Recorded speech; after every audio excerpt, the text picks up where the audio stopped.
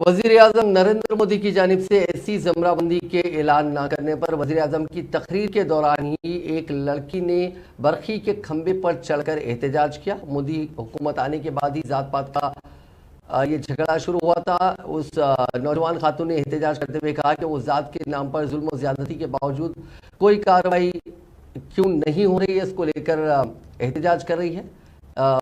वज़ीर-ए-आज़म ने अपनी तकरीर रोककर उस लड़की को बरखी पोल से उतरने के लिए राजी करवाया।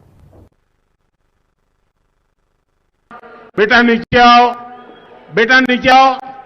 देखिए बेटा, मेरा बेटा ये तार इसका बिड़ा हुआ है बेटा, हम आपके साथ है बेटा, प्लीज आप नीचे आइए बेटा, प्लीज बेटा आप नीचे आइए। देखिए बेटा, ये वैसे भी ये तार की स्थिति अच्छी नहीं बेटा, प्लीज बेटा नीचे आइए।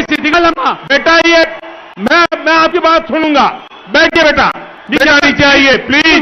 विनो ये वहां पर शॉर्ट सर्किट है बेटा, नीचे आइए। नहीं बेटा ये ठीक नहीं है बेटा, ये यहां इससे ऐसा करने से लाभ नहीं होगा।